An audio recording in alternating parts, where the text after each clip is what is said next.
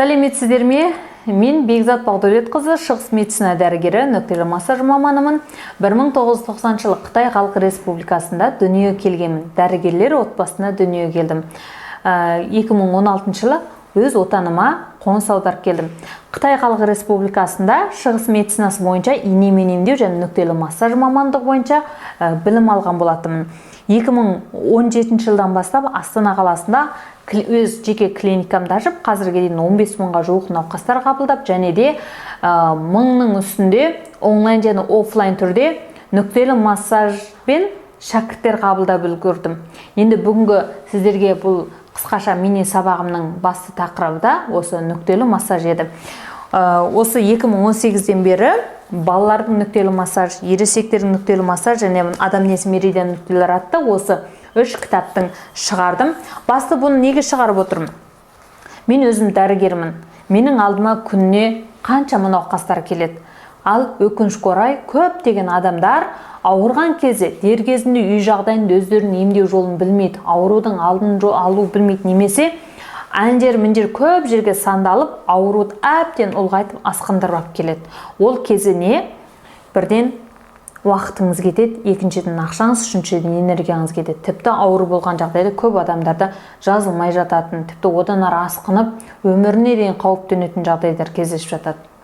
Сол себепті мен халқыма жаным ашыған себепті, неге адамдар өз-өзін үй жағдайында емдей алмайды, не үшін адамдар аурудың алдын алуды білмейді, осы туралы көп ойландым.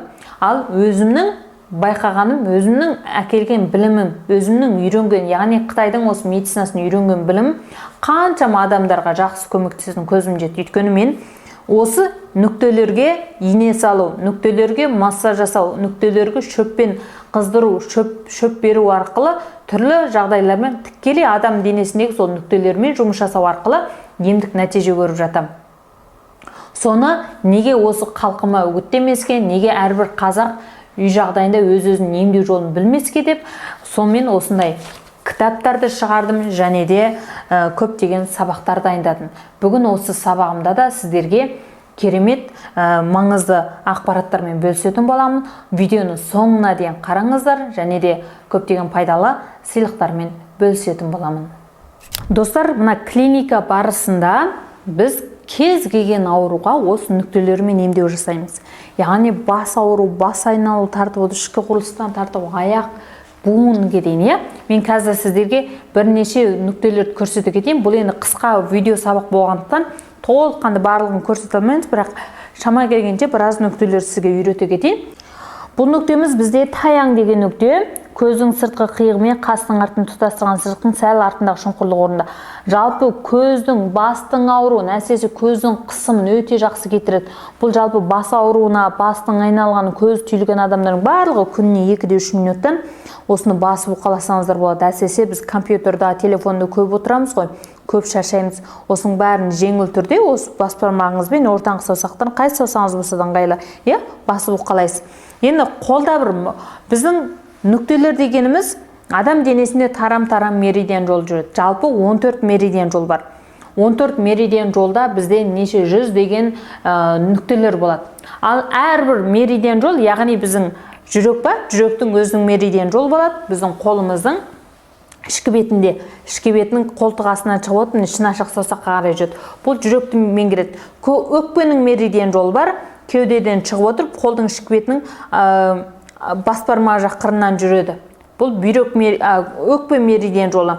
Және де біздің асқазан, бауыр, көк бауыр, қуық, бүйрек бүкілінің меридиан жолы бар. Яғни аяққа дейін тарам-тарам жол жүреді, бүкіл денені бірақ торлап жағады. Ал осы торлаған меридиан жолдардағы нүктелер сол емдеу жасайды. Яғни бүкіл денемізде бізге ем жасайтын, яғни дәрі сипат, тәрізді нүктелер бар. Кәдімгідей әсер етеді. Мысалы, бірінші көрсете кетейін, мынау хэгу деген нүкте. Қолда бірінші, екінші алақан сүйек араның, екінші алақан сүйегінің ортасы, екі қолда екі нүкте бар. Бұл әбізбәлеуші дәріге қолданатын нүкте. Яғни сіз басыңыз қатты ауырғанда, ашқазаныңыз, ішіңіз қатты ауырып тұрған, бүкіл өне бойыңыз қатты, тісіңіз қатты қақсап тұрған кезде, ешбір әбізбәлеуші дәрі ішпей, осы нүктені қаттырақ басып қалаңыз, кәдімгідей басылады. Келесі бір нүктеміз мына жерде Лечуе деген нүкте біздің өкпе меридиан жолында. Бұл нүктеміз мына білезік, ішкі білезік буынынан жоғары мөлшермен 2 жерде. Мына нүкте, мына қызыл точка тұрған нүкте. Сіз жөтелгеніңізде, бронхыңыз бар болса, немесе кенетте мойныңыз күйезденіп қалса да, мына нүкте ерекше сразу басады. Ал мына нүктеміз чүші деген нүкте, ішкі білектің ішкі сызығы мен шынтақ сүйек тұтастырған сызықтың ортасында. Бұл нүкте біздегі қант салқындатады, яғни давлениесі жоғары кісілер. Әсіресе қан қысымы жоғары кісілер, сонымен қатар шынтақ буын ауыратын және де жедел ішіңіз өтіп құсқан жедел ішектің қабыну кезінде де өте жақсы көмектесетін нүкте. Көрдіңіздер ме? Мен жай ғана 3-ақ точканы көрсетіп тұрмын. Ал денемізде қаншама осындай точкалар бар. Енді аяқта бір маңызды 2 нүктені көрсете кетейін. Біз иммунитетті көтеру үшін тоқтаусыз витамин дәрі ішіп жатамыз. Дұрыс қой, көбіңіз. Ал сол қаншама ішіп жатқан витамин дәрілеріңіздің бір көмектескенін байқайсыз ба?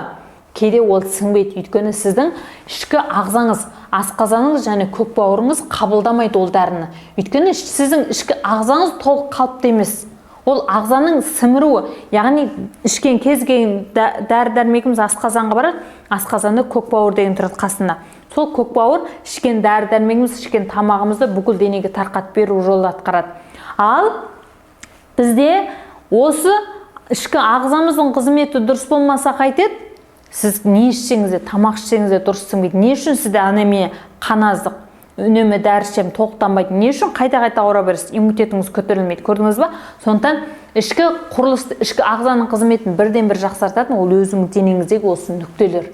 Нүктелерді басып уқалау арқылы ағзаның қызметін тітіркендіріп, ағзаны жандандырады. Өте керемет рөл атқарады. Мына жерде бізде Тусанли деген нүктеміз мағынасы 3 километр жерде жаяу жүріп тастау деген сөз. Яғни бұл нүкте жақсы болса, сіздің тізе буыныңыз да жақсы болады. Сіздің асқорту қызметі, мынау асқазанның меридиан жолының маңызды нүктесі. Яғни адамның асқорту қызметі жақсы болғанда, адамның иммунитеті 100% жақсы болады. Өйткені ас адамның арқауы деп бекер айтпайды. Тамақтан келген қоректікпен біз витамин содан келеді негізі. Естеріңізде болсын. Сондықтан ал мына нүкте біздің бүкіл мына асқазан, ішек, көк бауыр, мына ішкі құрылыстың барлығын жақсартады. Көрдіңіз ба? Сол арқылы бізде иммунитет нығыз болады, мықты болады. Ішкен тамағымыз қорытылады, сіңеді. Мына нүкте 2 аяқты 2 нүкте бар міне. 2 нүктені күніне иммунитетіңіз төмен болса, балалар болсын, өзіңіз болсын, күніне 1-2 минуттан басып уқалайтын болсаңыздар, керемет нәтиже аласыздар. Әсіресе мына тізесі ауыратын кісілерді уқаласын, асқазаны нашар кісілер, ас қорытпайтын, тамақ ішсе болды, кекіретін кісілер, сіздер істетіңіздер. Келесі бір нүкте, маңызды нүкте, бұл бауыр меридиан жолының нүктесі тайчунг деген нүкте. Өте маңызды рөл атқарады. Бұл нүкте, яғни бауырдың біздегі болған әртүрлі жайсыздығы, бауырдағы ыстықты, бауырдың кез келген жетіспеушіліктің бәрін жақсартады. Бұл нүктені басып уқалау арқылы біздегі қатты бастың ауыру, бауырдың қызметі, өттің қызметі, бастың айналу сынды және де аяқтың ауыру сынды кез келген ауруға жақсы. Бұл нүктеміз міне көрсетіп жіберейін.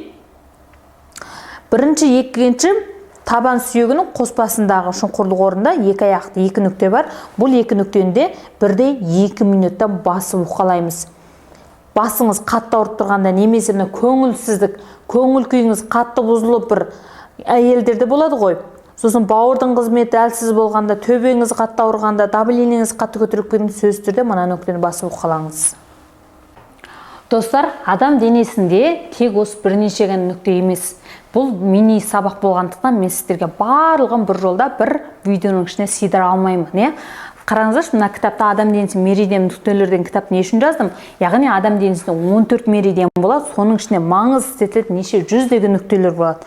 Бүкіл. Ал осы кәрде нүктенің өзінің маңызды ролы болады. Яғни адам денесінің қайтып емдеу жолы туралы маңызды ролы болады. Қазір мен сіздерге менің 30 парақшамды білесіздер ғой, 30 парақшам міне Инстаграмда 30 парақшам, 30 парақшамдағы 30-тардың барлық шынайы 30-тар. Мен сіздерге не үшін 30-ты айтқай тұрмын? Өйткені менің шәкірттерім 2021-ден бастап мен осы нүктелі массажбен қалай емдеу жолын үйретіп бастадым. Онлайн түрде. Онлайн түрде менде қаншама шәкірттер үйренді. Содан массажист кісілер әуелі 300 мың, 500 мың табатын кісілер 1 миллионнан 4 миллионға дейін табыс көзін ашып жатыр. Ал үй жағдайында өз-өзін емдегісі келгендер балаларын емдеп алатын болды, балаларының иммунитетін арттырды, өздері ауырып қалса дер кезінде өздерін емдеп алатын болды. Осындай отзывтар өте көп. Менің 30 парақшам кірсеңіздер де болады. Қазір өзімде бір қысқаша таныстыра кетейін. Мына кісі біз Шымкент қаласындағы семинарды білесіздер ғой.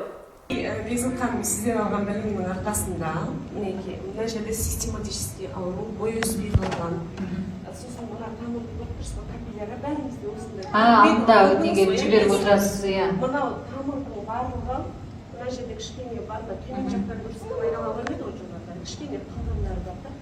Атақты жалқы дене микрофонды тапыңыз. Мынандай, мына саусақпен бірдей болған бүкіл тамыр, бүкіл денеде. Мына баланың басына маған жіберген мына кісі. Иә, ең алғашында сізге жіберген көрсеткен сесіңізде мына шаш болмаған бізде. Мына шаш өсті, қалыңдарды. Сосын денені шешіп көрсете салайыншы, иә? Көрсетіп қойдың ғой бүкіл денені. Аша. 17 жастағы қыз баламда инелердің орны жақында 3-ші курсын, 2-ші курсын емдеді. Міне бүкіл дене тазаланды, систематический сосудистый ауруды емдедік біз жаздық. Бірақ енді жалпы бұл балаларда өте көп диагноздар бар, енді оның барлығы жаймен. Ең алдымен жаңа өзіңіз айтып кеткендей, су айналу, біздің тілде лимфа айналу дейміз, лимфа айналумен венадағы артерия қан айналу жүйеміздің туралануы бірінші маңызды рөл. Соны туралап алдық, енді ары қарай емі результаты бола береді. Құдай қаласа, бірінші этаптан өттік. Өте жақсы нәтижеде емдеп алдық. Өздеріңізге куә. Шаш болмаған, шаш болады. Енді оған алып қосар болса, қандай болды жаңағы? Салмастарға бақшығын. Бұл сіңнің қанша докторға апарды, нелерге апарды. Ешқандай диагноз қоя алмады. Нұрсаттағы докторлардың өспейді. Масажы мұндай керегі жоқ деген.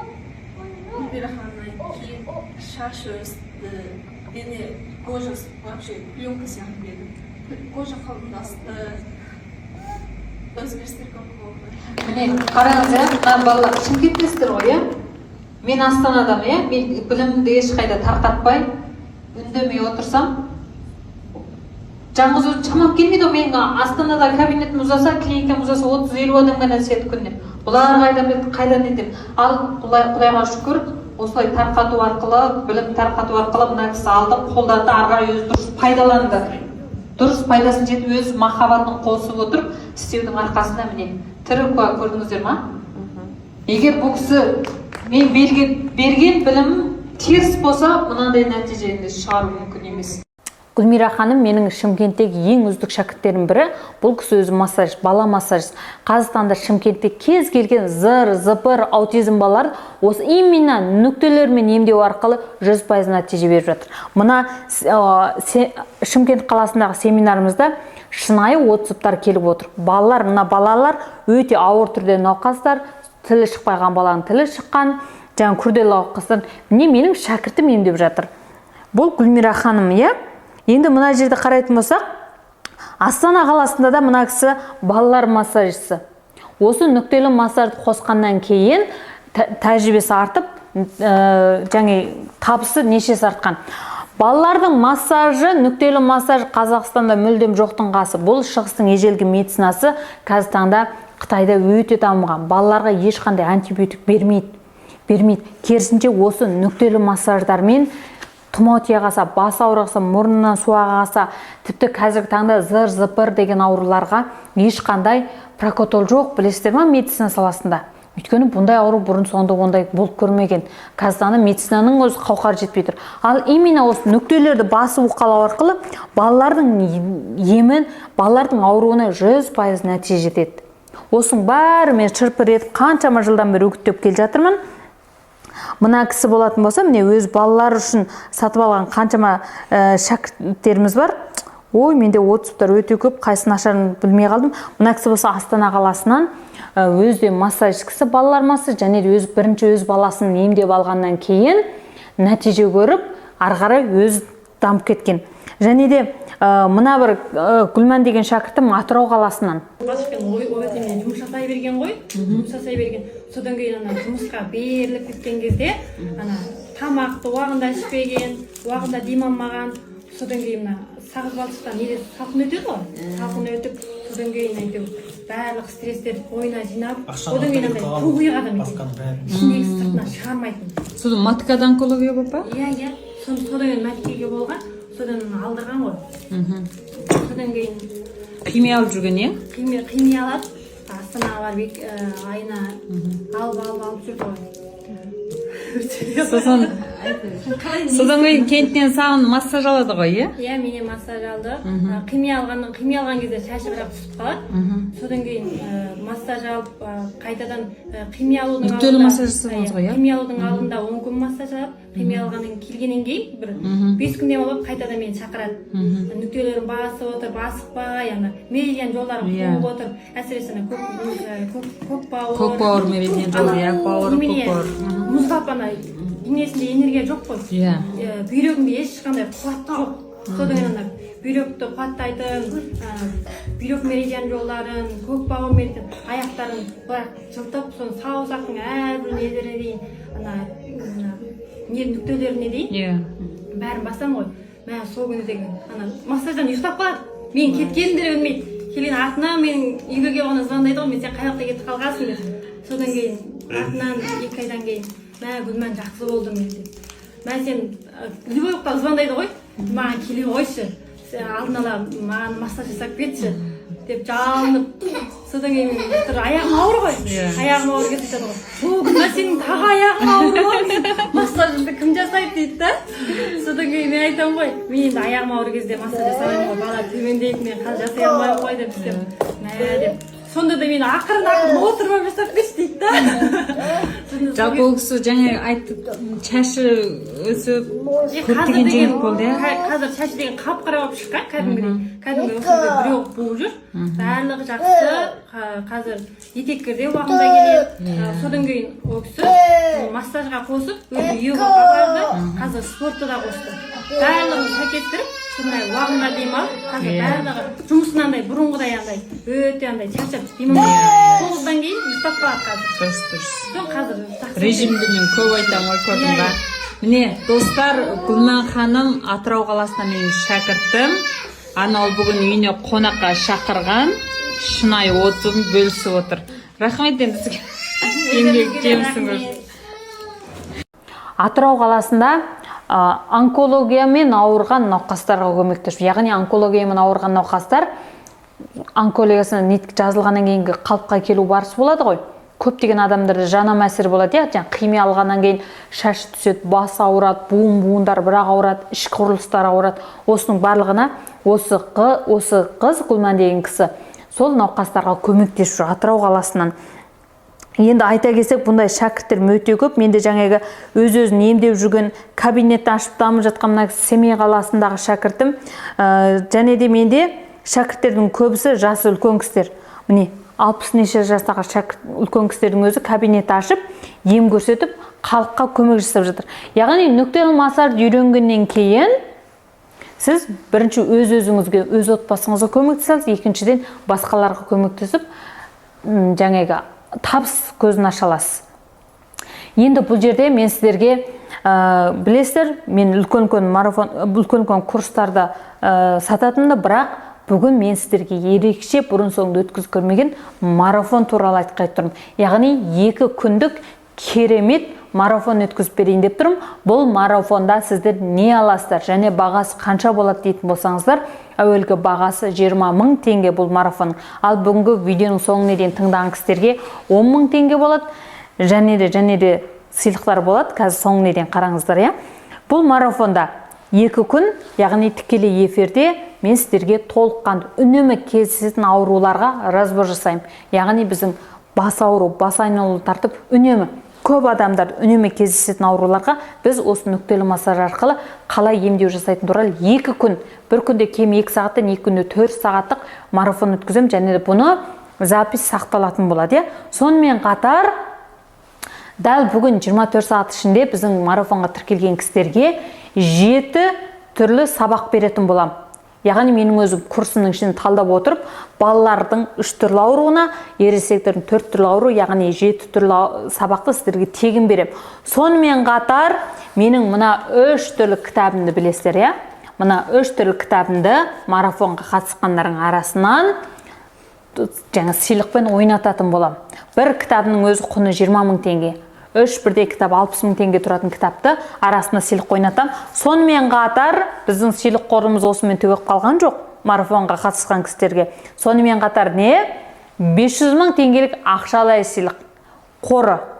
Бәлкім біреуіңізге 50 мың, біреуіңіз 100 мың, біреуіңіз пәленше деп ақша ұтып қалуыңыз да мүмкін. Білім аласыз. И оның сыртына мынаншама сыйлықтарды ұтып аласыздар. Жаңа мен сіздерге 10 мың теңге дедім ғой. Енді бағанан бері ойлап көрсем, кейбір кісілеріңіз ауырып тұрсыздар, немесе осы білімді қатты алғыңыз келіп тұр, бірақ қалтаңызға қаражатыңыз жетпей тұр. Ендеше ең соңғы бір керемет тағы бір жеңілдік жасап берейінші. Дәл бүгін тіркеу бізде ашылды міне, 24 сағаттың ішінде тіркеліп үлгерген жандарға небәрі 2500 теңге. Вау, мұндай төмен бағамен ешқашан ешкімге білім беріп көрген жоқпын. 2500 теңге марафон өткізіп берем. Жаңа қаншама білім беремін. И жаңа көрдіңіздер ғой, небәрі 10 минуттық видеоның ішінде мен сізге қаншама нүктені таныстырып салдым. Ал 2 күндік марафонда сіз шексіз білім аласыз, және де қаншама сыйлықтардың 30-ына қатыса аласыз. Көрдіңіздер ма? Көптеген білім аласыз. Сонымен қатар ол запись сақталады, яғни 2 күндік марафон сіздерге сақталатын болады.